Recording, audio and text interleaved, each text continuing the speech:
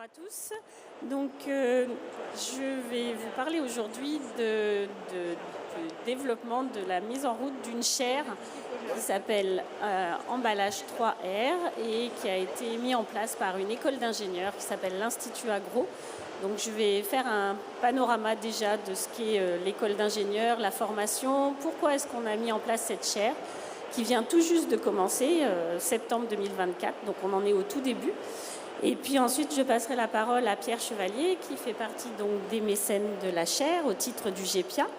Et vous aurez également le témoignage d'un autre mécène de l'agroalimentaire, qui est Bouvard Alina, qui n'a pas pu être présent malheureusement physiquement au salon, mais qui a enregistré une présentation et donc qui vous donnera également les travaux sur lesquels il a déjà travaillé et l'intérêt pour la chaire. Donc tout d'abord, on va repartir du départ. Je suis maître de conférence, enseignant-chercheur dans une école d'ingénieurs qui s'appelle l'Institut Agro. C'est un établissement d'enseignement supérieur et de recherche unique par son périmètre d'une part, car il va toucher l'alimentation, l'agriculture, l'environnement et le paysage, par ses effectifs en termes de personnel et d'étudiants et par sa mission spécifique d'appui à l'enseignement technique agricole, c'est-à-dire qu'on a un département complet qui s'occupe de produire tout ce qui est livres, cours en ligne pour l'enseignement agricole. Donc cet Institut Agro, il va regrouper 3 écoles d'ingénieurs, l'Institut Agro Dijon, l'Institut Agro Montpellier et l'Institut Agro Rennes-Angers, qui étaient donc 3 écoles du ministère de l'Agriculture séparées et qui ont décidé de fusionner. Donc en 2021 pour Montpellier et Rennes-Angers et 2022, Dijon a rejoint donc cet Institut Agro. On a 5 pôles thématiques. Donc tropique et Méditerranée, alimentation durable, horticulture et paysage, vignes et vins et halieutique, avec donc des spécialisations par école et des choses qui sont plus transversales, comme l'alimentation durable par exemple, ou vignes et vins.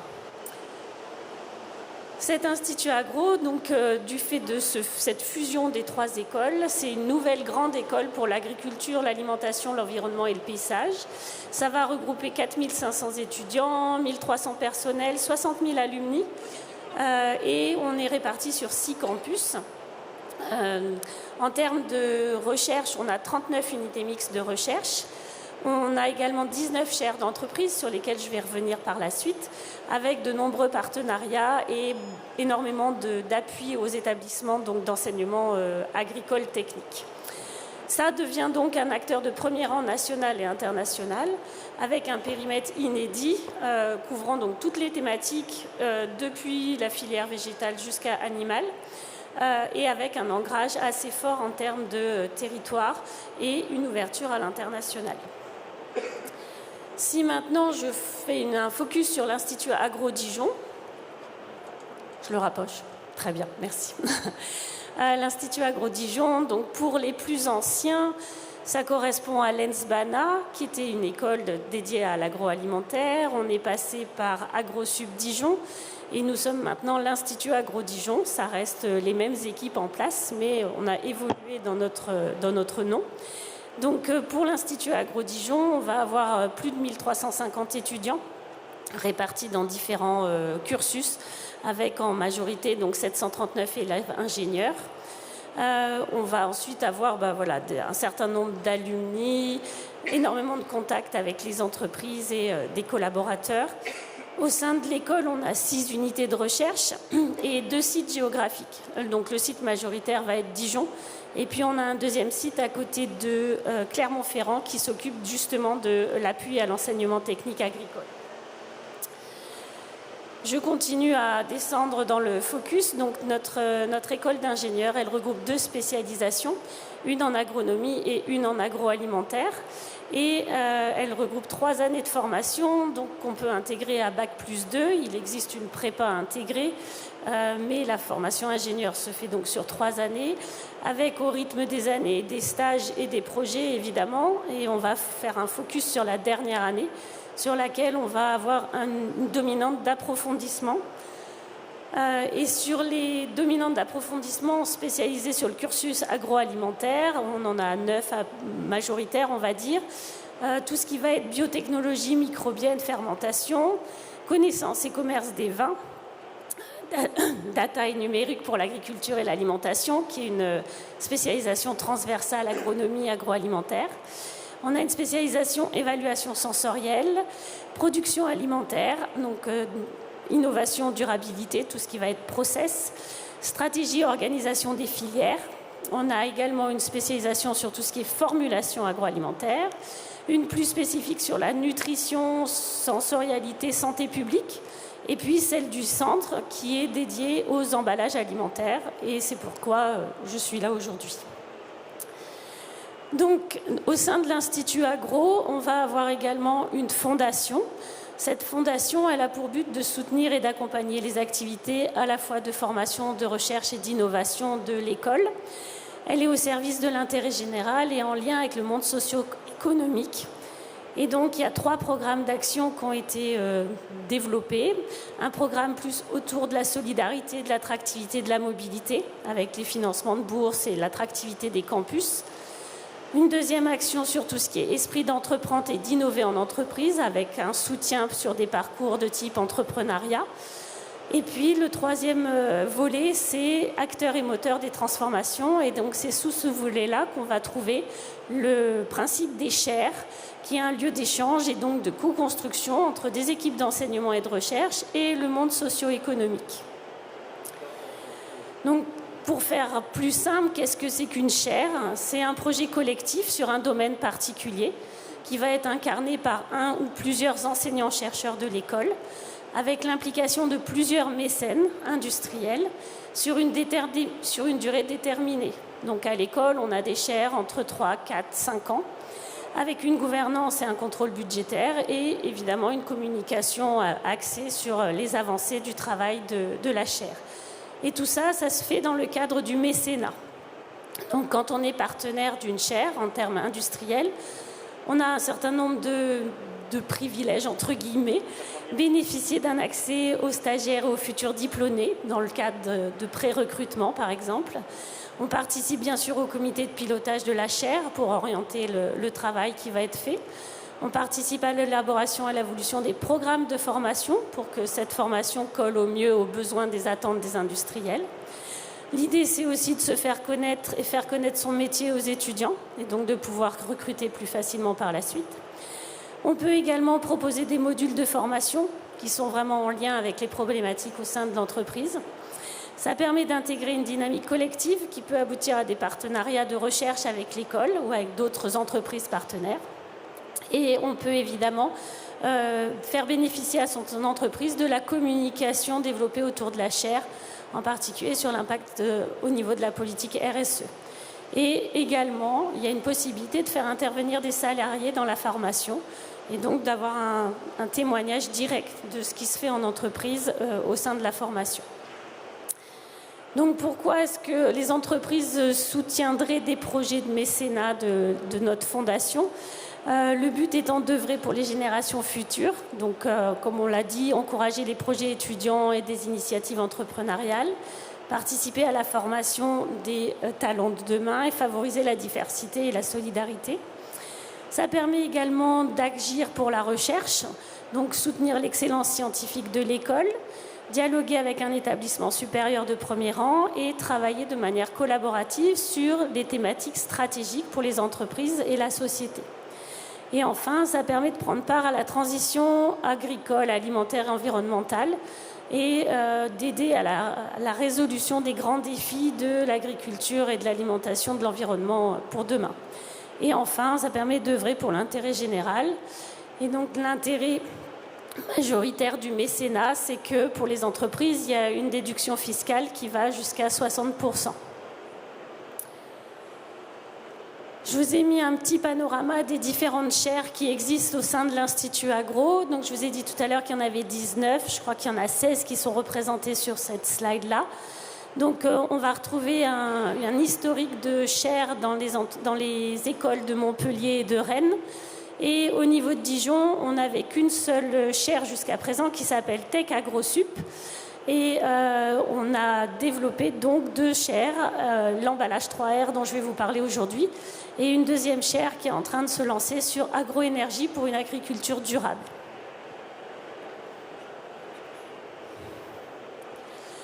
Alors, pourquoi est-ce qu'on a décidé de créer une chaire sur le thème de l'emballage? Eh bien, tout simplement parce qu'on a une formation, une spécialisation de dernière année sur les emballages alimentaires qui a été créée en septembre 2010 à la demande des industriels agroalimentaires pour avoir des étudiants qui aient une double compétence à la fois sur le produit alimentaire lui-même et sur le pack. Et donc d'être capable de travailler sur tout ce qui est interaction entre l'aliment et l'emballage. Donc c'est une dominante, on appelle cette spécialisation des dominantes à l'école. Cette spécialisation, elle a un effectif assez restreint d'une quinzaine d'étudiantes par an, mais dont vous voyez le nombre augmente petit à petit, avec surtout des étudiants qui ont de plus en plus en dernière année la possibilité de faire des contrats de professionnalisation ou d'être en apprentissage. Donc, ce qui leur permet sur la dernière année de faire une alternance complète. Les 6 premiers mois, 15 jours entreprise-école et les 6 derniers mois à temps plein dans l'entreprise. Et ce qui est particulièrement intéressant pour nous, c'est que depuis la création de la dominante, les étudiants se placent de plus en plus derrière dans les services PAC des entreprises. Au départ, ils repartaient sur de la qualité de la formulation ou de la production. Et maintenant, en grande majorité, ils restent dans le domaine du packaging. Donc cette spécialisation, elle se fait sur 200 heures, de septembre à mars. Et on essaye de balayer tous les domaines de l'emballage de façon à ce que nos étudiants aient des connaissances pour pouvoir dialoguer avec toutes les parties prenantes qui touchent à l'emballage. Donc on va avoir des choses sur tout ce qui est matériaux, process de conditionnement, marketing, design, compatibilité contenu-contenant, sécurité sanitaire, la partie éco-conception qui grossit de plus en plus depuis quelques années avec les nouvelles réglementations. Et on rajoute un peu de créativité et d'innovation avec la participation à des concours comme Emballé 5.0 du Conseil national de l'emballage, ou le concours Ecotrophélia, qui est un concours de création de produits alimentaires, de formulation, et pour lequel on travaille de façon transverse avec la partie conditionnement et emballage, avec le côté charte graphique, développement de marques, ce genre de choses. Donc ça, c'est la première chose. On a donc un historique de formation sur l'emballage. Ensuite, on a au sein de l'école sur Dijon un projet qui vient d'être validé qui s'appelle Agro Open Lab, qui a pour but de développer ce qu'on appelle des ateliers du faire, c'est-à-dire des endroits où les étudiants peuvent venir réaliser des projets, que ce soit personnels ou au sein de la formation. Et dans ce cadre-là, on a développé un atelier qui s'appelle un Pack Lab, pour lequel, pour l'instant, on a des outils de prototypage, donc avec de la formation à la CAO, et puis les réalisations de prototypes, que ce soit en impression 3D ou avec l'utilisation d'une table traçante. Donc ça, c'est un premier point qui s'est développé et qu'on souhaiterait également amplifier. Et enfin, il ne veut plus passer. Alors, il ne veut plus rien faire. Pablo, il marche pas. Ah, ça y est. Voilà. Et enfin, vous savez tous constater que depuis quelques années, juste avant le Covid, il y a eu une prise de conscience générale des consommateurs sur l'impact des emballages au niveau de la planète, de l'environnement en particulier. Que derrière ça, il y a eu une prise de position des législateurs avec la directive SUP déjà, puis en France la loi AGEC et maintenant bientôt le règlement PPWR. Et donc les industriels, forcément derrière, ont été obligés de prendre en main cette question des emballages et de chercher à limiter l'impact environnemental des emballages. Donc, lié à tous ces phénomènes-là, on a décidé de créer cette chaire pour mettre autour de la table une partie des parties prenantes en lien avec l'emballage. Donc, on a réuni 3 industriels de l'agroalimentaire, Type Agral, qui est un industriel local de conditionnement de fromage, Bouvard Alina, qui a une usine pas très loin de Dijon, et qui est dans le domaine plutôt des biscuits. Et puis l'équipe recherche-innovation de chez Danone qui s'occupe de la vision du packaging à long terme pour l'entreprise. On a également un fabricant de films plastiques qui est Vipac et un fabricant de machines d'emballage Mecapac. Et à ces mécènes-là, on rajoute 3 associations, donc Vitagora, qui est basée à l'origine sur Dijon, l'AEA et également le GEPIA, donc, qui nous donne la possibilité aujourd'hui de vous présenter la chaire. Donc cette chaire, elle est très très récente puisque donc, on a réuni nos mécènes à partir d'avril 2024. On a des premières conventions de mécénat signées. En juillet, on a fait une première réunion pour commencer à définir les axes stratégiques et les actions de la chaire.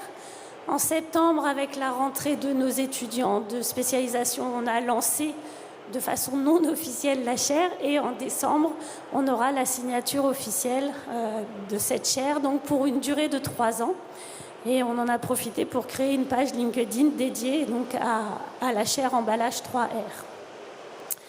On a recruté également une chargée d'animation et d'ingénierie, à la fois pour la chaire et donc pour l'atelier du fer, donc qui est Amandine Haché, qui est avec nous aujourd'hui, qui est une ancienne ingénieure ESIEC, donc avec toutes les compétences sur le PAC, et qui en plus a travaillé dans les industries agroalimentaires. Donc elle a le profil parfait pour nous permettre d'avancer sur ce projet-là. Et en termes d'orientation stratégique, le but de cette chaire, c'est donc au départ donc, de soutenir notre formation d'ingénieur agroalimentaire, puisqu'on est dans une école agro avec des équipements agro, et donc on a besoin de se renforcer sur la partie PAC technique. Partager les différentes visions de l'emballage pour mieux comprendre les attentes, les contraintes de toutes les parties prenantes. Le but sera aussi de faire un état des lieux des initiatives qui concernent l'éco-conception des emballages, les solutions alternatives qu'on peut mettre en place pour répondre aux nouvelles réglementations et contribuer à l'accélération de la transition vers des emballages alimentaires plus durables, voilà, qui permettent à ces initiatives de prendre de l'ampleur et d'arriver à des solutions viables. On va, à travers cette chaire, également aider au développement du PAC Lab, de façon à ce qu'on ait plus de compétences techniques en termes de prototypage, de caractérisation d'emballage, et développer des projets de recherche avec les équipes de l'école sur, entre autres, nos compétences, que je vais vous détailler juste après. Donc, à l'issue de la première réunion qu'on a fait en juillet, ce qu'il est ressorti, c'est que bien que le plastique soit fortement décrié par les consommateurs, actuellement, nos mécènes ne peuvent pas se passer du plastique. Et donc, il va falloir qu'on creuse cette question-là à travers le prisme des 3 R. Donc, on ne bannit pas le plastique. Au contraire, on va plutôt chercher à trouver des solutions alternatives, mais qui nous permettent de garder les mêmes fonctionnalités que ce matériau-là sans en avoir les inconvénients. Au niveau de l'école, en termes de compétences en recherche, on a 3 équipes qui sont impliquées sur les emballages. On a une première équipe qui va être sur tout ce qui est physico-chimie des aliments, avec des collègues comme Thomas Carboviac, Aurélie Lagorce, Elias Boumaroun. Donc plutôt physico-chimie, caractérisation, je vais vous le dire juste après. On a une deuxième équipe à laquelle j'appartiens qui est très spécialisée sur la sécurité sanitaire des produits alimentaires, donc contaminants de façon générale et focalisée sur les substances capables de migrer des emballages. Et enfin, on a une troisième équipe qui s'occupe de tout ce qui est sensoriel, donc plutôt pour l'instant sur le côté alimentaire, mais qui peut tout à fait développer des recherches sur l'emballage. Donc la première équipe, en termes d'études physico-chimiques des emballages, ont déjà un lourd passé sur ce domaine-là, avec des travaux de valorisation des bioressources, des travaux sur les emballages recyclables, biodégradables ou compostables, les emballages actifs et intelligents. Ils travaillent beaucoup sur tout ce qui est propriété, durée de conservation, vieillissement des matériaux et de façon plus récente sur l'encapsulation de produits pharmaceutiques. Ils sont équipés au niveau de l'école, donc en imagerie, on peut étudier ce qui est propriété barrière des emballages, étude de la durée de vie, mais également tout ce qui est propriété mécanique, de surface, rhéologie, pour savoir comment se comportent les matériaux. Et on a une partie plus chimie avec tout ce qui est extraction et analyse des substances présentes dans les emballages. Ils ont plusieurs projets de recherche qui sont actuellement en cours. Un premier gros projet qui va démarrer sur les emballages recyclables ou alternatifs au plastique, donc qui est vraiment dans la lignée de la chaire. Un deuxième projet sur le vieillissement et la stabilité des nouveaux emballages alimentaires. Ils travaillent également sur le développement de capteurs de suivi de l'oxydation des aliments. On va retrouver aussi beaucoup de travaux sur tout ce qui est le liège en termes de matériaux traditionnels en œnologie. Donc ils ont énormément travaillé sur les composants du liège, les phénomènes de perméabilité. Et enfin, le projet plus récent sur l'encapsulation de produits pharmaceutiques à l'aide de matériaux comestibles, de façon à aller délivrer le produit au bon endroit directement. La deuxième équipe, donc, c'est l'équipe de toxicologie, sécurité sanitaire. On travaille donc sur les interactions contenu-contenant avec une approche particulière qu'on appelle une approche globale, où on va utiliser des tests biologiques et non pas chimiques pour regarder la toxicité potentielle de l'ensemble des substances qui sont capables de migrer des emballages, donc à la fois en termes de génotoxicité et en termes de perturbations endocriniennes, qui sont les deux cibles toxicologiques qui sont recherchées après des faibles expositions, mais sur des temps d'exposition assez longs. Donc on a plusieurs possibilités, on fait des expériences ou de migration ou d'extraction, et ensuite derrière, selon si on a identifié des substances comme les fameuses substances non intentionnelles, les NIAS pour les gens sensibilisés à ça, on peut travailler sur des approches in silico avec des logiciels qui nous permettent de prédire la toxicité de substances nouvelles.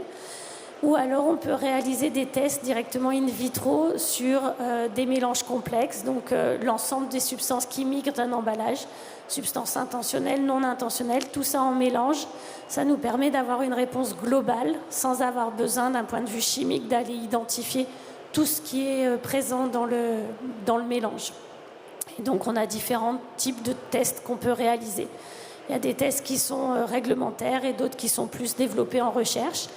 Sur la perturbation endocrinienne, qui est quelque chose qui n'est pas réglementaire, on est capable de mettre en évidence ce qu'on appelle un mode d'action EATS, c'est-à-dire pour regarder si les substances ont un effet au niveau des œstrogènes, des androgènes, de la thyroïde ou de la stéroïdogénèse.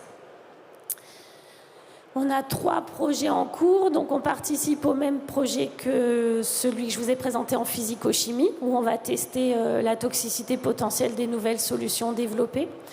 On a un projet sur les oligoesters qui migrent des revêtements internes des boîtes de conserve. Et on a un projet sur l'évaluation intégrée de la sécurité chimique des emballages, où on va coupler l'analyse chimique avec les réponses des biotests pour voir si on trouve une corrélation qui nous permettrait d'avoir une empreinte chimique pour dire si on a des substances potentiellement dangereuses ou pas. La troisième équipe dont je vous ai parlé, c'est celle qui s'occupe de l'évaluation sensorielle. Donc on peut regarder pas mal de choses, la congruence émotionnelle entre le packaging et le produit, l'identification, la motivation des freins, identification des motivations ou des freins à l'usage, et l'observation de la diversité des pratiques. Et enfin, la description de l'interaction entre le consommateur et le pack. Donc de façon plus détaillée, voilà, ils peuvent travailler sur les matériaux eux-mêmes, l'aspect, le toucher, à évaluer l'appréciation, le ressenti émotionnel des consommateurs, ou alors l'interaction packaging-produit pour connaître la perception du produit, l'appréciation du produit, et on peut comparer comme ça 2 profils et dégager des préférences. En termes d'usage du packaging, comme je vous ai dit, à travers des focus group, on peut identifier les motivations et les freins à l'usage, observer la diversité des pratiques et puis décrire avec des comment on appelle ça, des biomarqueurs, des verbes, on va dire, qui permettent de bien savoir l'interaction consommateur-packaging, mais de faire ressenti, ce que le consommateur ressent à travers un emballage. Alors, le but de cette chaire, ça va nous permettre, entre autres, d'acheter un certain nombre d'équipements par rapport au Pack Lab. Donc, on envisage une petite presse à injecter. On a, en collaboration avec les équipes de recherche, l'idée d'acheter une extrudeuse de laboratoire. Et puis, plein de petits équipements. J'aurais dû mettre des S sur la slide pour que les étudiants puissent caractériser de façon plus spontanée, on va dire, les emballages. En termes de projet de formation, soutien à la formation, ça va nous permettre d'accentuer les visites des sites industriels, parce que vous n'êtes pas sans ignorer que même dans l'enseignement supérieur, il y a des budgets qui sont de plus en plus contraints. Donc ça va nous permettre d'aller à la rencontre des fabricants d'emballage et des utilisateurs. Ça nous a permis de venir au salon All for Pack, par exemple. Et également de renforcer notre participation sur les concours d'innovation, de façon à avoir un peu plus de moyens en termes de recherche, de prototypage, et d'aller jusqu'au final de ces concours-là. Donc, on est très fiers l'année dernière d'avoir été classé second sur le concours emballé 5.0 devant des écoles de Pack. Donc, c'est une grande fierté pour nous. Vous avez un prototype qui doit être exposé au salon, celui avec l'emballage carton de produits cosmétiques qui permettait de réduire le vide dans les emballages du e-commerce.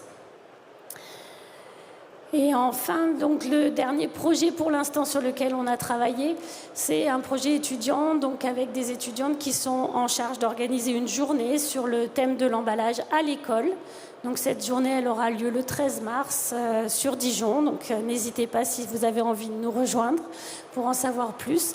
Elles sont en train de finaliser le thème. Donc on sait que pour rester dans le cadre de la recherche, on va rester sur le plastique. Et on devrait communiquer très prochainement sur l'organisation de la journée. Et j'en arrive à la fin de ma présentation pour ce qui est de la chaire au niveau école. Et donc, je vais pouvoir passer la parole à Pierre Chevalier, donc, qui est représentant du GEPIA et donc, qui est un des mécènes de la chaire. Merci Isabelle. Alors, le GEPIA a une toute petite correction. On se connaît depuis longtemps avec Isabelle, mais nous ne sommes pas une association. Parce qu'on se connaît en fait de plein de vies différentes.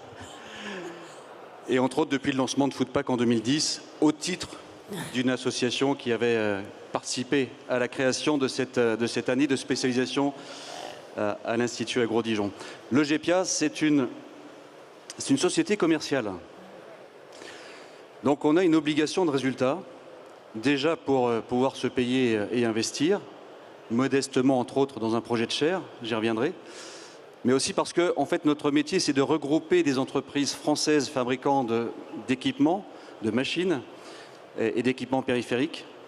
Et donc, à ce titre-là, nous ne sommes pas une association, en ce sens où si on ne délivre pas de services et de résultats intéressants à nos adhérents, qui payent pour faire partie de ce groupement qu'est le GEPIA, eh bien, il ne reste pas. Une association peut rentrer, sortir en fonction de l'intérêt, de son état d'esprit. Dans un groupement comme le GEPIA, nous devons d'avoir une vraie politique commerciale, une vraie politique technique et de service.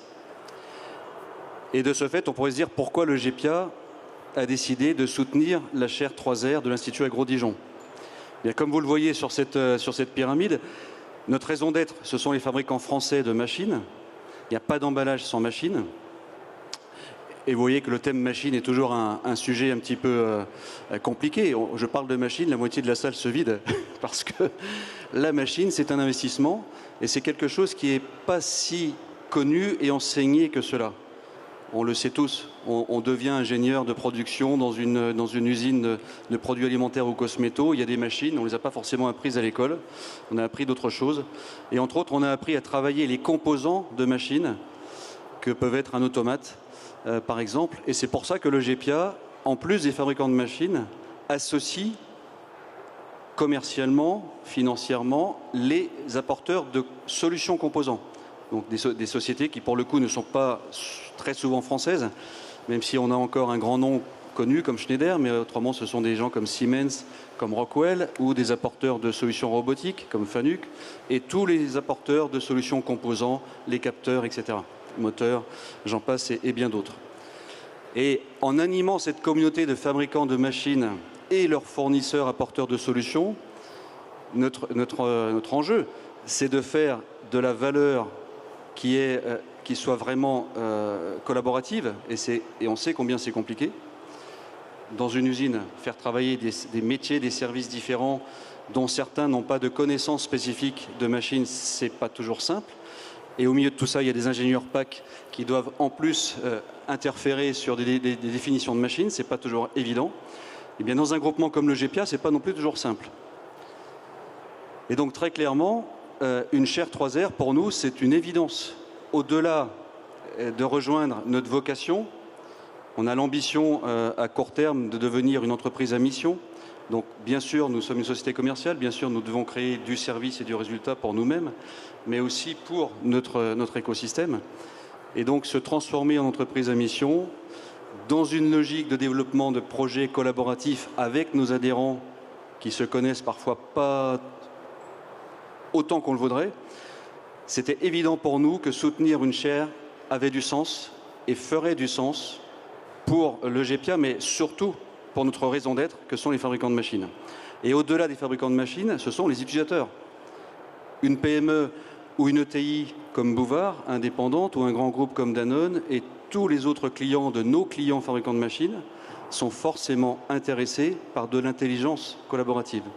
S'ils ne le sont pas, comme M. Jourdain, c'est pas grave, ils le font sans le savoir et c'est très bien. S'ils ne le sont pas parce que ce n'est pas encore dans leur philosophie quand ils achètent une nouvelle machine ou une nouvelle ligne, ou quand ils redéfinissent ce qu'on appelle dans notre jargon du revamping de ligne, ils ne le font pas forcément. On doit être là pour cela.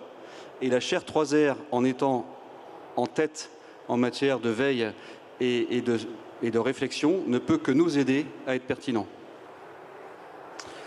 Alors quelques mots sur le GPA pour nous situer quand même, parce que nous sommes une TPE pour le coup, et nous regroupons 9 à 10 000 personnes, c'est-à-dire l'ensemble des effectifs de nos adhérents. D'ailleurs un chiffre qui n'est pas sur ce slide. Vous avez ici quelques données qui situent notre activité. Je vais directement aller en bas à droite sur le plus petit, qui est le 2, parce que c'est celui qui pour nous fait le plus de sens avec cette chaire 3R aussi. Nous avons lancé en plein Covid un packathon, et à notre connaissance, ça n'existait pas. Donc un packathon sur le modèle bien connu du digital que sont les hackathons. Dans certaines filières comme la santé, ça s'est également développé. C'est le fait d'essayer de réunir des sociétés, parfois concurrentes, des apporteurs de solutions, donc des fournisseurs de ces sociétés, donc c'est typiquement l'écosystème du GPA, de mettre de la jeunesse, donc des étudiants, des élèves ingénieurs, à la fois de l'école d'ingénieurs de Reims et de l'Institut Agro-Dijon par sa dominante Foodpack que nous connaissons depuis sa création. Et on secoue tout ça sur des thématiques très challengeantes qu'ont bien voulu partager des industriels. Je vais prendre un exemple d'une des 5 ou 6 thématiques qu'on a eues lors de nos 2 premières éditions, bien connues par tout acteur de l'industrie de l'emballage et utilisateur d'emballage. Comment faire une machine de formage, de remplissage et de thermocellage de pots de yaourt en changeant la matière. Puisqu'il y a un tout petit sujet matière qui est quand même maintenant un début de serpent de mer depuis quelques années sur ce produit emblématique qui est le yaourt. Mais des sujets comme cela, on en a traité d'autres aussi challengeants. Au travers de ces 2 packathons, si j'insiste un petit peu là-dessus, c'est que nous avons l'ambition avec l'Institut Agro-Dijon et la chaire 3R pour sa 3e édition en 2025, car le packathon a lieu que tous les 2 ans. 3e édition, c'est de le faire à Dijon, sur le campus de l'Institut Agro-Dijon. Donc c'est un peu une nouvelle aujourd'hui, parce qu'on ne l'a encore absolument pas communiqué, ni même à nos adhérents, ni à qui que ce soit dans l'écosystème de l'emballage et de la machine d'emballage. Voilà, faire prendre conscience qu'en France, on n'est pas plus incapable qu'en Italie ou en Allemagne, où il y a une très grande capacité à travailler en collectif, en progetto, en vallée du packaging en Allemagne. Il n'y a pas de raison qu'en France, on ne le puisse pas. Et la région Bourgogne-Franche-Comté est une région qui compte énormément au niveau de la filière emballage. C'est la deuxième région en termes de pourcentage PIB d'emballage au niveau français, pardon.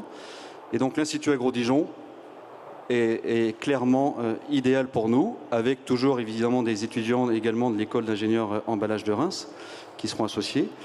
Et donc on va innover un nouveau format, certainement un petit peu plus long, plus ambitieux, avoir une vraie nuit et pas simplement une journée, donc, et sortir des sujets qui soient véritablement moteurs et inspirants pour les metteurs au marché d'emballage, que sont tous les conditionneurs que vous pouvez être, les fabricants de machines, parce qu'encore une fois, il n'y a pas d'emballage performant sans machine performante. Et il n'y a pas de défi 3R sans machine capable également de contribuer à ces évolutions de matériaux, à cette capacité de traiter les nouveaux matériaux, les nouvelles problématiques aussi que le Covid a apporté. Hein. On n'est plus sur des massifications de flux dans les lignes, dans les usines, plus de la même façon en tout cas. Et donc là aussi, les machines d'emballage sont forcément très très proches de ces challenges. Et la chaire 3R, c'est une évidence pour nous que de la rejoindre.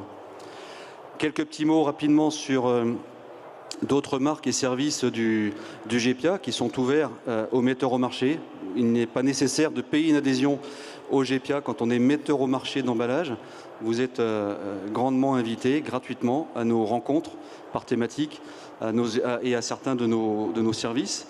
Donc Foxipack, c'est un service de veille mutualisé à prix défiant toute concurrence grâce à l'effet groupement. Et on fait de la veille extrêmement ciblée par thématique technique.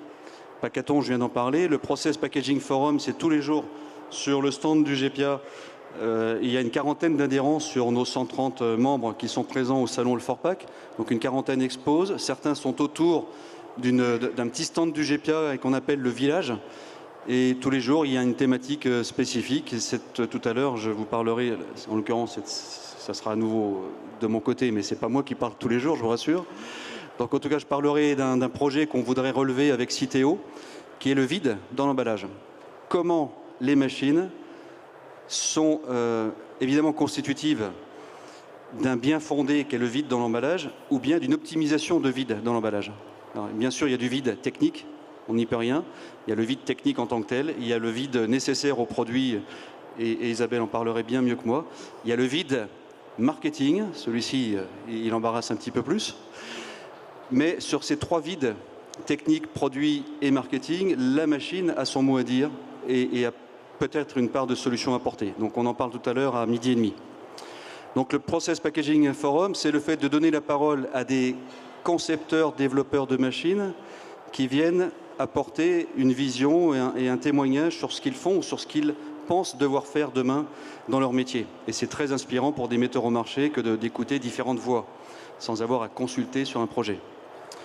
Voilà, et le service SVP, Virtual Packaging Line, je ne vais pas m'étendre plus que ça, mais sachez qu'on a virtualisé bien avant tout le monde, grâce à nos partenaires et à nos adhérents, en 2016 jusqu'à 2018, une version 2, toute une ligne de packaging, quand ce n'était pas encore une thématique complètement à la mode du 4.0 qui est arrivé après. Donc si je resitue les trois niveaux de logique et de raison du GPA d'apporter notre modeste contribution financière, mais surtout une contribution d'esprit et de service qui est un peu plus élevée que notre contribution financière, c'est stratégique pour nous, comme je l'ai dit tout à l'heure, qui voulons à terme être une entreprise à mission. C'est cette évidence que la chaire 3R va nous aider dans notre propre positionnement de groupement et nous-mêmes, nous cascadons cette notion de veille et d'inspiration que sera la chaire pour nous auprès de nos adhérents. Et nous avons déjà un adhérent, Mecapac, qui a décidé de rejoindre en direct, bien sûr, la chaire, à notre invitation. Et puis, ça démultiplie ce que nous voulons faire. Il n'y aura pas encore une fois, il n'y aura pas de challenge 3R relevé à court, moyen, long terme sans l'implication réelle et beaucoup plus forte qu'aujourd'hui du couple matériaux, machines, ligne complète et metteurs au marché. Et c'est en ce sens aussi où le fait de se réunir ensemble autour de la chaire 3R, ça donne un sens évident au GPA et à ses adhérents. Voilà. J'en ai terminé pour la partie GPA. Je vais faire la transition. Comme l'a dit tout à l'heure Isabelle en introduction, malheureusement, Monsieur Evrard, directeur d'usine, nous a prévenu hier qu'il avait un impératif du genre qu'on ne voudrait pas avoir, qui l'empêche aujourd'hui à être présent avec nous.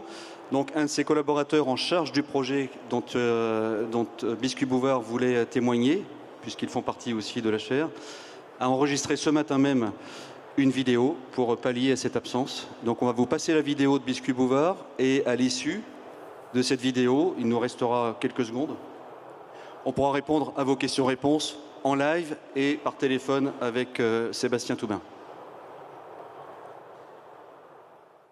Je clique aussi et c'est censé partir. Voilà, un Teams enregistré. Donc, je suis Sébastien Toubin, responsable éco-conception pour le groupe Biscuit Bouvard. Alors les circonstances font que malheureusement aujourd'hui nous ne pouvons pas être présents et je tiens par avance à m'en excuser. Voilà, donc pour vous présenter rapidement le groupe Biscuit Bouvard. Donc Biscuit Bouvard, c'est 500 millions de chiffre d'affaires en 2023. Nous comptons actuellement un peu plus de 2000 collaborateurs à travers le monde pour une quantité produite annuellement de 105 000 tonnes de produits. Nous avons 18 sites de production, donc majoritairement en France, mais d'autres sites aussi implantés en Belgique, en Italie et également aux États-Unis. Nous avons la moitié de nos ventes qui sont à l'international et nous sommes également le premier fabricant de biscuits bio en France. Donc si vous allez dans les magasins acheter des paquets de biscuits bio, vous allez très certainement tomber sur un des produits qui sont faits dans une de nos usines. Donc comme je le disais, on a la moitié de nos produits qui sont envoyés à l'export, donc un gros marché en Italie à travers avec la production de cakes et de gaufrettes notamment. Pour la partie France, c'est plutôt la partie biscuits et la partie aussi bio et santé qui est majoritaire. Et puis sur la partie Belgique et États-Unis, c'est plutôt la production de tout ce qui est fond de tarte, donc tous les prêts à garnir. Et nous avons également une gamme spécifique de snacks frais, donc plutôt aussi destinée au marché international. La démarche RSE est quelque chose qui est vraiment bien implanté dans notre ADN et notre politique RSE est axée sur 4 grands piliers, donc vous les avez ici à l'écran. Le premier de ces piliers, c'est mettre l'humain au cœur de notre attention. Donc tout d'abord, il faut savoir que la santé et la sécurité de nos collaborateurs, c'est quelque chose de particulièrement important pour nous. Toutes les réunions que nous réalisons dans les usines, elles commencent par un point sécurité. Ça, c'est quelque chose qui est essentiel. Et d'un autre côté aussi, nous mettons le consommateur au cœur de notre attention, puisque notre raison d'être, c'est de proposer des biscuits qui sont sains, bons à la fois pour le consommateur et pour la planète. Et nous travaillons aussi spécifiquement pour le site de Dole, par exemple, sur des gammes diètes et sur des gammes bio qui ont un Nutri-Score qui est meilleur que le reste de nos produits. Le deuxième pilier, repenser les produits de demain. Donc ça passe essentiellement, on va dire, par mon travail d'éco-conception, donc à la fois des produits et aussi des emballages. Je vais revenir sur un exemple spécifique un peu plus tard dans la présentation. Nous avons aussi l'approvisionnement de matières de manière durable et responsable. Donc ça passe par l'établissement de filières durables. Je pense notamment au cacao qui est un gros sujet aujourd'hui. Et nous travaillons aussi au maximum avec des filières qui sont des filières locales. Je prends l'exemple du site de Dole. Tous les ingrédients que nous pouvons faire venir de manière locale, nous le faisons. Donc je prends l'exemple du beurre ou du blé par exemple. Nous nous approvisionnons à moins de 150 km de notre usine. Et enfin, le dernier point, produire avec intelligence. Donc là, c'est tout ce qui va passer par des certifications. Donc il faut savoir que nos usines France sont toutes certifiées ISO 14001 et à terme, nous aurons aussi la certification ISO 50001 plutôt pour la partie gestion de l'énergie. Dans cette démarche RSE, nous réalisons également de manière annuelle notre bilan carbone depuis maintenant 2018. Alors à la fois, nous réalisons le bilan carbone pour avoir donc une connaissance de l'impact de nos produits sur l'environnement, mais nous avons aussi une trajectoire de décarbonation qui est définie et en cours de certification par l'organisme mondialement reconnu SBTi. Et cette trajectoire de décarbonation, elle passe à la fois par l'éco-conception de nos recettes et de nos emballages, et également par l'augmentation de la part de nos achats dans des filières durables, la meilleure gestion et la diminution de nos consommations d'énergie, et comme j'en parlais, le développement aussi de nos filières locales et aussi de gestion de fin de vie de nos déchets. Donc pour vous donner quelques chiffres par rapport à ce bilan carbone, pour 2023, nous avons établi qu'1 kg de produits finis entraînait une émission d'un peu moins de 5 kg CO2 équivalent. Comme vous pouvez le voir à l'écran, les émissions sont majoritairement réparties sur le scope 3. Donc tout ce qui est achat de matières premières compte pour 80% des émissions globales du groupe. Ensuite, pour passer sur la partie plus spécifique aux emballages, nous avons en 2019 signé le pacte national sur les emballages plastiques. Donc en collaboration avec Citeo notamment. Et c'est quelque chose qui est bien sûr axé sur la loi AGEC. Et nous travaillons sur essentiellement la recyclabilité de nos emballages plastiques.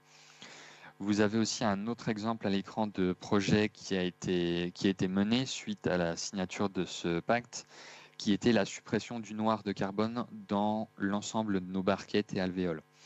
Suppression du noir de carbone, je pense que la plupart d'entre vous le savent, mais le noir de carbone est un perturbateur de tri, et donc des barquettes ou des alvéoles qui contiennent du noir de carbone ne sont pas recyclables.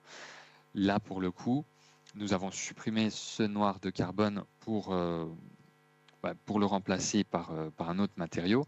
Donc nos barquettes et alvéoles sont essentiellement en PET aujourd'hui et donc peuvent être recyclées. Alors plus spécifiquement, un projet de réduction aussi qui a été mené dans le cadre de ce pacte plastique, c'est la réduction de nos barquettes, donc barquettes qui contiennent spécifiquement les bâtonnets chocolatés que vous avez à l'écran, et la réduction de 1 cm de cette barquette entraîne un gain sur un an de 6 tonnes de plastique.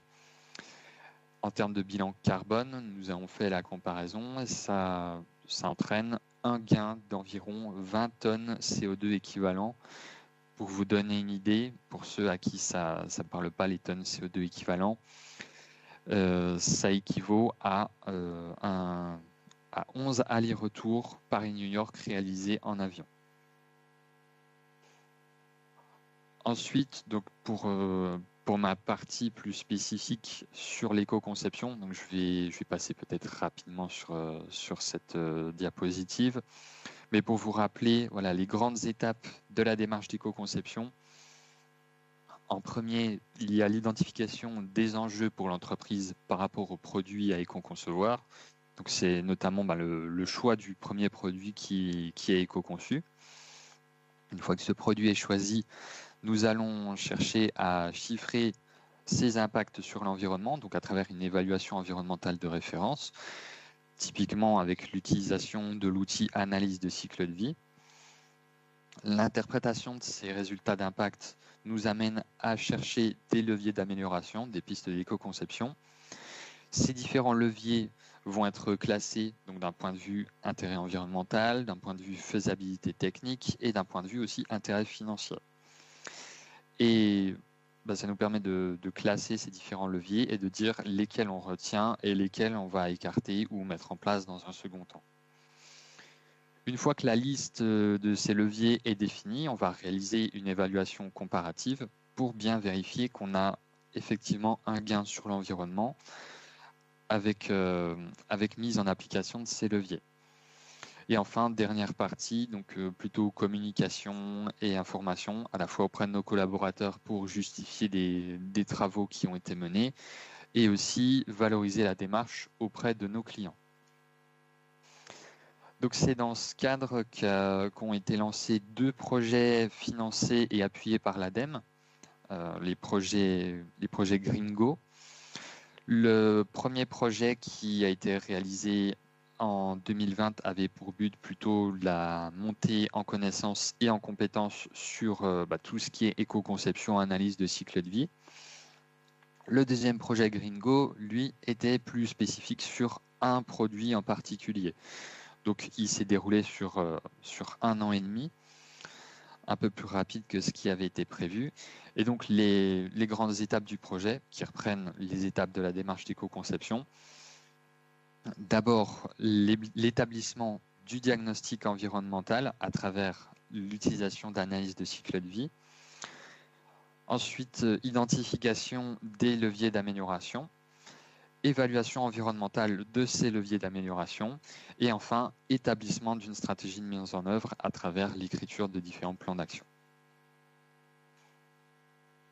Et donc les différents objectifs de ce projet, c'était donc préciser un premier diagnostic qui avait été établi dans le premier projet Gringo, et également les pistes d'éco-conception envisageables à la fois sur le produit bio et sur le produit conventionnel. Donc on parle ici spécifiquement du produit petit beurre. Ensuite, comme nous travaillons beaucoup avec des filières locales, l'idée c'était de valider d'un point de vue analyse de cycle de vie, l'intérêt de travailler avec des filières de beurre et de blé locales par rapport à un approvisionnement qui serait plus national, voire européen, et tester aussi d'autres pistes d'éco-conception, donc sur la réduction des emballages, l'amélioration des processus de fabrication et le devenir des sous-produits, donc la fin de vie à la fois des emballages et aussi de nos déchets produits. En parallèle, donc, il y avait aussi une idée de poursuivre le dialogue avec les partenaires sur les filières locales, les filières amont. Et enfin, donc, construire une feuille de route pour bien définir les actions qui sont à mener pour améliorer le produit sur l'ensemble de son cycle de vie. Et pour rester donc sur la thématique de l'emballage, une des solutions qui a été envisagée et mise en œuvre sous forme de test, c'était la substitution de nos films plastiques par un film donc à base papier. Je précise à base papier parce qu'aujourd'hui, nous n'avons pas de solution 100% papier qui nous permette de remplacer la solution plastique pour des questions de barrière à l'oxygène et à la vapeur d'eau notamment. Donc pour l'instant, nous testons essentiellement des solutions qui sont majoritairement à base de papier, mais qui contiennent encore une fine couche de plastique ou de plastique aluminisé pour assurer justement cette barrière à l'oxygène et à l'eau. Nous avons donc estimé que la substitution de nos films actuels plastiques par des films à base papier entraîne un gain de 17 tonnes de plastique sur 1 an, ce qui correspond à un gain en termes de bilan carbone de 74 tonnes équivalent CO2, ce qui correspond à 42 allers-retours Paris-New York en avion. Alors, ça peut paraître contre-intuitif de partir sur une solution qui est multimatériaux.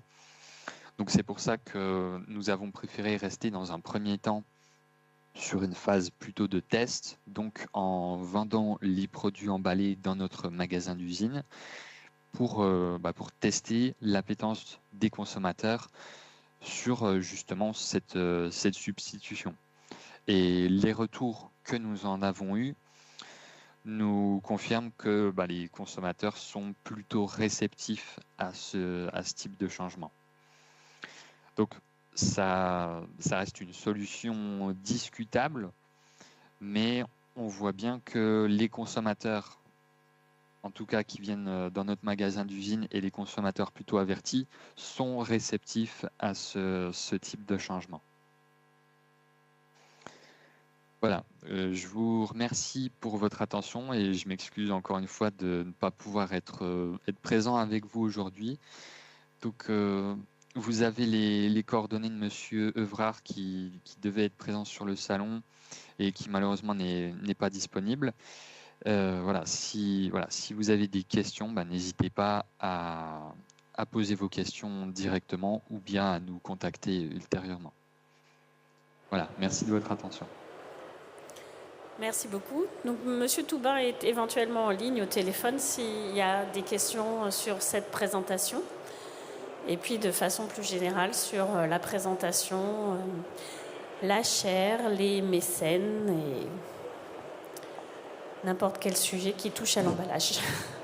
Est-ce que vous avez des questions? Apparemment non, ça a l'air d'avoir été très clair. Merci beaucoup en tout cas pour votre intervention. N'hésitez pas à poser des questions en dehors de la scène. En tout cas, merci pour cette intervention. Merci beaucoup.